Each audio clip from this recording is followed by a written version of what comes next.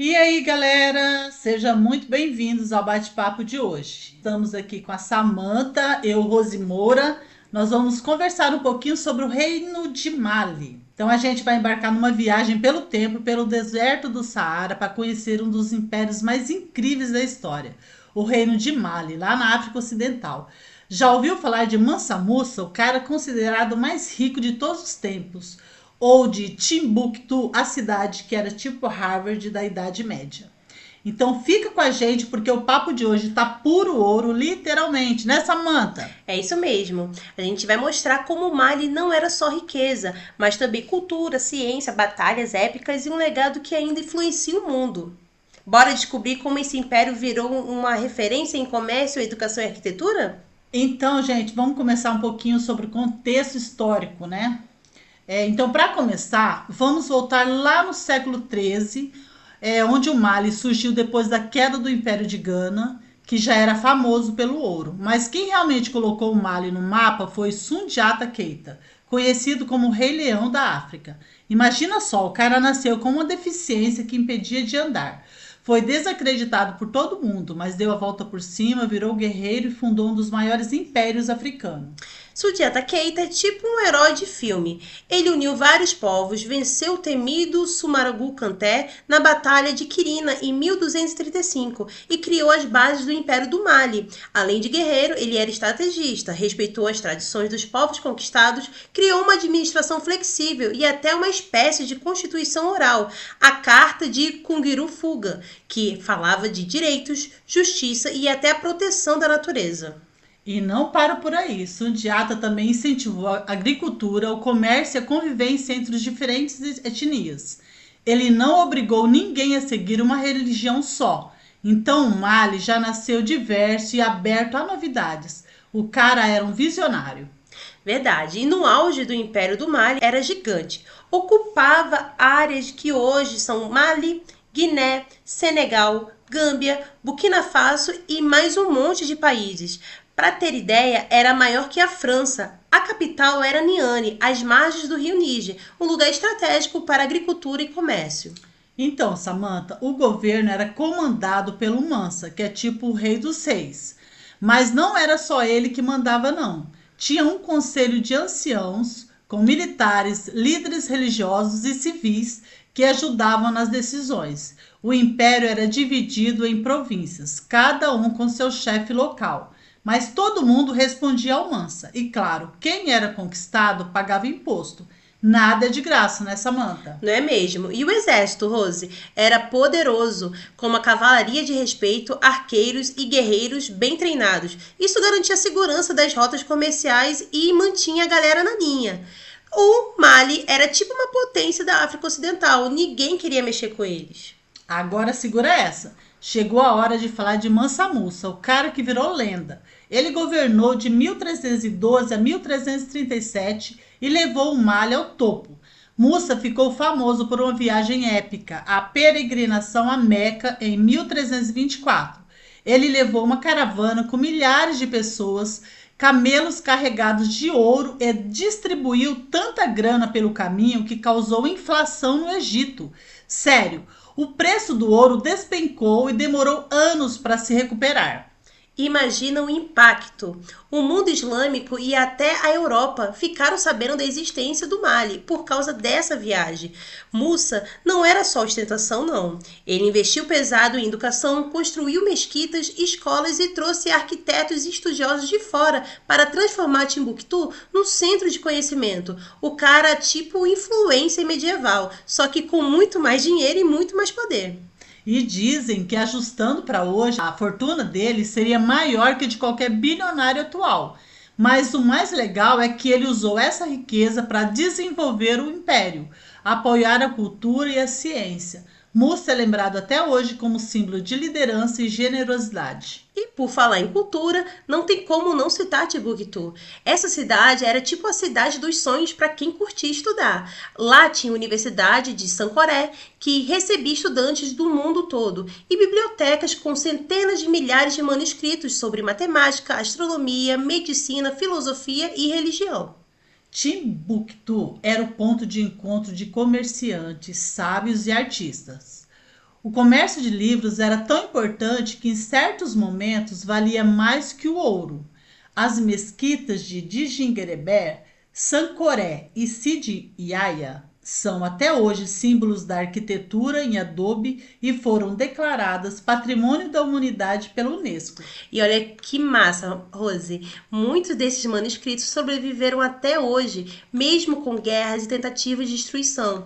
Eles mostraram que a África sempre teve uma tradição intelectual forte, muito além do que a galera costuma imaginar. Olha que bacana.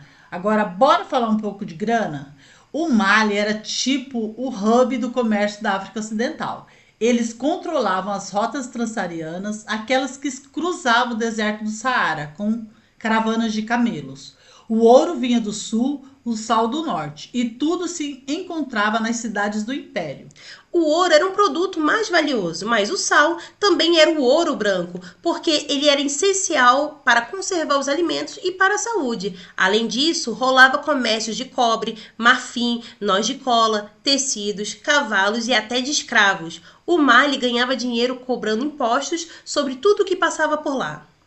E não era só isso, o comércio ajudou a espalhar o islamismo, trouxe novas ideias e conectou o Mali com o mundo árabe, europeu e até o asiático. O império era super cosmopolita, cheio de influências diferentes. E como eu já falei, não só de ouro já só vivia o Mali, né? A agricultura era também muito importante. O Vale do Rio Níger tinha terras férteis para plantar arroz, sorgo, milho, feijão, cebola, inhame e também criar gados. Isso garantia comida para todo mundo e ainda sobrava para trocar nos mercados. A sociedade era dividida em camadas. No topo, o mansa e a nobreza, depois homens livres, comerciantes, artesãos, agricultores e, por último, os prisioneiros de guerra que viravam escravos. A escravidão era comum, principalmente para trabalhos pesados nas minas de sal e nas caravanas. E olha que curioso, Rose, muitos africanos que vieram para o Brasil como escravizados eram dessa região. Por isso, várias tradições do Mali acabaram influenciando a cultura brasileira, da música até a religião. E no Mali, a religião era um mix. Antes de Mansa Musa, a maioria seguia religiões tradicionais africanas, com culto aos ancestrais e à natureza.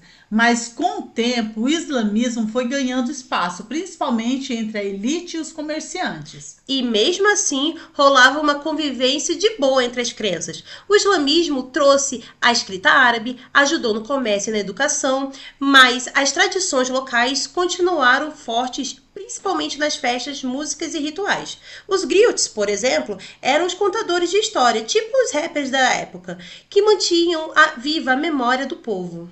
E essa mistura de culturas fez do Mali um lugar super criativo, com arte, música e literatura própria. Até hoje, a música malinesa é referência na África e no mundo. E já no quesito guerra, o Mali também era inovador. A cavalaria era um orgulho do império, com até 10.000 cavaleiros usando selas e estribos, uma tecnologia que chegou ali só no século XIII e mudou o jogo nas batalhas. Só o Mansa podia ter cavalos, o que garantia que ninguém ameaçasse o poder dele. Os cavaleiros eram homens livres e os escravos não podiam montar. Além disso, o exército usava lanças, espadas, arcos e flechas, muitos importados do Mediterrâneo, e isso dava uma vantagem enorme contra os vizinhos. A proteção das rotas comerciais era a prioridade. Sem segurança, não tinha comércio. E sem comércio, não tinha riqueza. Por isso, o exército era bem treinado e sempre pronto para agir. Mas nem tudo são flores. A partir do século XV, o Mali começou a perder força. Disputas internas pelo trono, províncias querendo independência, invasões de vizinhos como os Songhai e os tuaragueses, tudo isso foi enfraquecendo o império.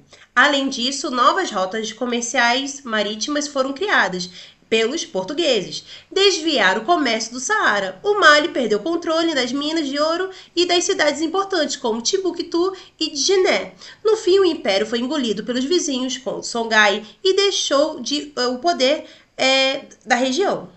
Mesmo assim, o legado cultural, religioso e econômico do Mali continuou influenciando a África Ocidental por séculos. O império pode ter acabado, mas a história ficou. O Mali deixou marcas profundas, espalhou a língua mandinga, tradições políticas e culturais e ajudou a consolidar o islamismo na região. As instituições criadas por Sudiata e Mansa Musa serviram como modelo para outros reinos africanos. A fama de Mansa Musa e a riqueza do Mali inspiraram mapas europeus, lendas e até a cobiça dos colonizadores. Timbuktu virou símbolo de conhecimento e resistência cultural, e até hoje a galera estuda os manuscritos de lá para entender melhor a história da África. E no Brasil, muita coisa da cultura afro-brasileira tem raízes do Mali, como música, religião, culinária, festas. O Império mostrou que a África sempre foi protagonista da história mundial, muito antes da colonização europeia. E aí, curtiu essa viagem pelo Reino de Mali? Deu para ver que a África sempre foi muito mais que mostram nos livros de história, né? O Mali foi sinônimo de riqueza, cultura, ciência e resistência. E o melhor, deixou um legado que ainda inspira o mundo inteiro. É isso mesmo. Lembrando que conhecer a história da África é também conhecer um pedaço da nossa própria história. Valeu demais pela companhia e até a próxima. Até, Rose. tchau, tchau.